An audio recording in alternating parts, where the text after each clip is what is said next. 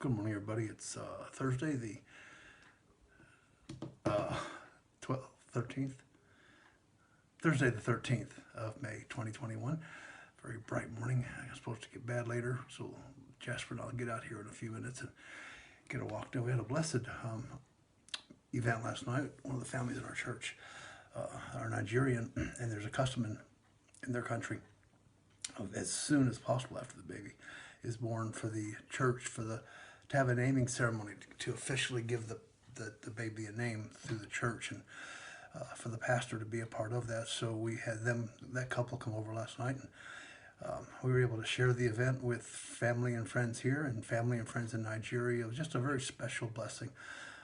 Nothing big, nothing fancy, but it was a special time for them and a special time for us. We rejoice in that. That was great. It was absolutely lovely. Be praying for our first Sunday back in church coming up Sunday, and we try to get things back to some sense of normalcy, and we're grateful for that opportunity. Now, there's been a lot in the news lately about how Christians should respond to opposition, official opposition. And I don't want to comment a whole lot on some of my own personal thoughts, but I do want to give you an example of what happened in the past. I have a feeling it's going to be a question we're going to have to be dealing with in time to come.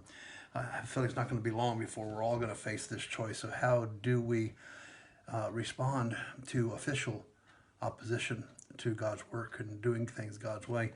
I'm going to go back to, oh goodness, how long ago is this?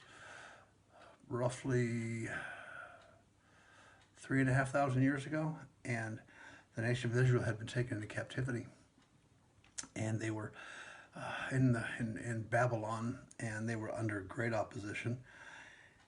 And there's a king named Nebuchadnezzar, and the king ordered that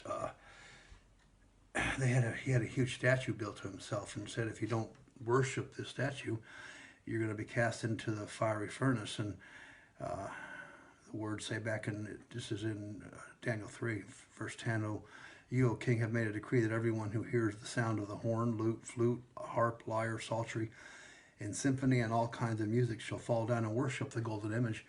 Well, Shadrach, Meshach, and Abednego, or Hananiah, Mishael, and Azariah, whichever names you use, decided they couldn't do that. They couldn't bow down when the music sounded. They were God's people, and they couldn't obey that law. And sometimes we have to make that choice. There's going to be times when we have to, like the apostles did, we have to choose to obey God or man, and that's got to be a moment of our own conscience. Can I, in my own conscience, can I obey the law? And if I can't, then that's the only time that we're called upon to have to disobey the law in order to obey God. Well, that's the point that Shadrach, Meshach, and Abednego found them at. Nebuchadnezzar heard they wouldn't do that, and he gave a command that they be brought to him, and he ordered that they be brought straight to him. He asked them a question in verse 14. Is it true, Shadrach, Meshach, and Abednego, that you do not serve my gods or worship the golden image which I have set up?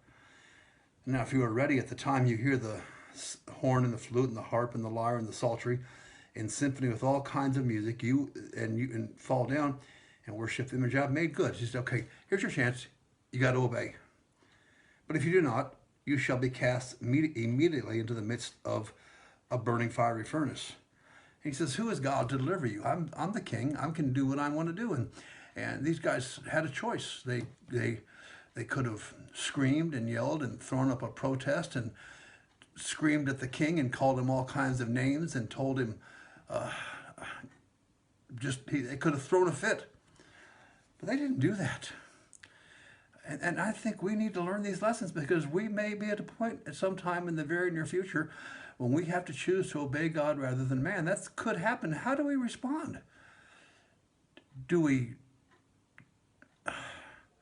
rage out? Do we lash out? What do we do? I think the example here is so clear. Verse 16, Shadrach, Meshach, and Abednego answered and said to the king, O Nebuchadnezzar, we have no need to answer this matter. He says, they said, we can't, it's obvious what we have to do. He said, here's what we have to do. We have to do exactly this. If that case, and they were respectful, no anger, They responded properly to the king, didn't call him names. O Nebuchadnezzar, we have no need to answer you in this matter. If that's the case, our God, whom we serve, is able to deliver us from the burning fiery furnace, and he will deliver us from your hand, O king. They said, God's going to take care of us. We can't obey you, king, and we can't obey your law, but we trust that God can deliver us, and God will take care of us. And there's points in time we have to say this. And for most of church history, that's been the pattern the church has set. The church trusts God in these situations. But I like what they said after this. If that's the case, our God whom we serve, God is able to deliver us from the fiery furnace. And we believe he will deliver us, God. But if not, verse 18, let it be known to you, O king, that we do not serve your gods, nor will we worship the golden image which you have set up. They stood by their convictions. Good attitude, good spirit, but they stood by their convictions. They trusted God to take care of them. They said, even if it doesn't go our way, we can't serve. We can't bow down and worship the false gods. We can't violate God's words. And there are times, like I said, things are changing so rapidly. I believe that even in my lifetime, we might have a time when we have to tell the government, no, we can't obey your law. We can't do that. I hope that when that day comes, I've got the courage and the faith and the character and the determination to stand like Shadrach, Meshach, and Abednego and tell the authorities, I believe God can take care of me. But even if you need to punish me, I still can't bow. I still can't obey that law. I've got to do what God told me to do. It's a matter of attitude. It's a matter of testimony. That's the testimony that delivered in the early days of the church. That's the testimony the church had. And eventually, the church won out. And Rome, in its own ways, acknowledged the faith of the believers. Just a brief challenge or something to think about here, guys. What is our attitude going to be when we're forced in this situation? Let's just say, I don't know, let's just say we had decided to meet as a church a month ago. We had our own building. And the guards had come to the door and said, you can't meet. What do?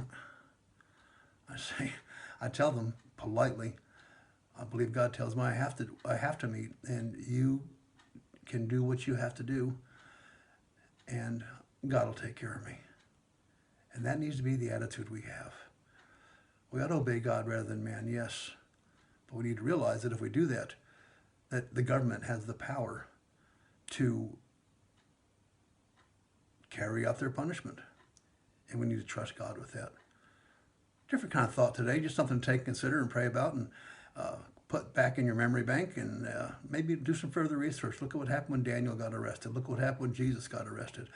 When when the early disciples got arrested in the book of Acts. Look how God's people have traditionally, biblically, responded to biblical authority and biblical laws that they can't obey. Just think about it. No, just something to consider, mull over, and for your consideration today. God bless you, folks.